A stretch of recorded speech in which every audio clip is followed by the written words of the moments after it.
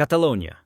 Kenapa wilayah ini ingin merdeka? Karena dulu di rezim Franco, budaya mereka dikekang habis-habisan. Bahasa Katalan juga dilarang secara ketat di ruang publik. Sampai Franco meninggal di tahun 75, lalu otonomi dipulihkan. Tapi rakyat Catalonia sudah terlanjur marah.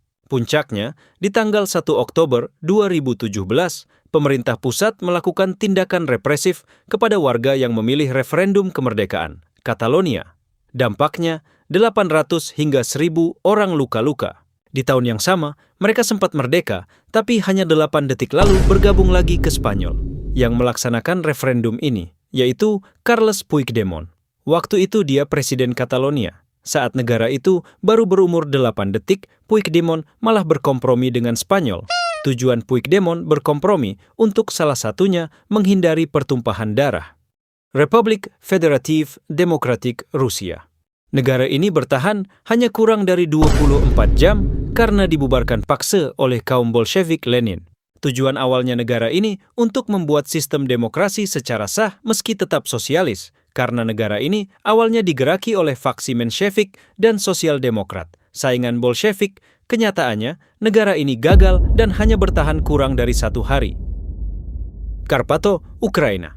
Negara ini hanya bertahan 24 jam saja karena negara ini langsung diinvasi cepat oleh Hungaria. Pemicunya awalnya karena runtuhnya Cekoslovakia pada Maret 1939 karena dicaplok Jerman. Karpato, Ukraina, yang melihat celah ini langsung mendeklarasikan kemerdekaan. Tujuan negara ini dibentuk untuk menghilangkan kekosongan kekuasaan, menghindari ambisi Hungaria, mewujudkan mimpi nasionalisme Ukraina, mencari perlindungan internasional. Nyatanya negara ini gagal karena terjepit nasib dan lahir di waktu yang salah. Crimea. Negara ini hanya bertahan 2 hari saja karena pemimpin Rusia dan Crimea menandatangani perjanjian adhesi, di mana Crimea menjadi bagian dari Rusia. Tindakan ini tetap disebut aneksasi karena Rusia mengambil paksa wilayah Crimea. Negara ini terbentuk karena adanya referendum kilat yang kontroversial yang secara teknis dilakukan oleh Little Green Men, pasukan tidak dikenal karena mereka mengepung gedung parlemen Crimea, mengepung pangkalan militer Ukraina di Crimea, menghalangi pantauan internasional hingga menghilangkan status quo. Hingga saat ini, kemerdekaan Crimea masih menjadi paling kontroversial di dunia. Somaliland. Negara ini sempat diakui secara legal, tapi memilih menghapus dirinya sendiri.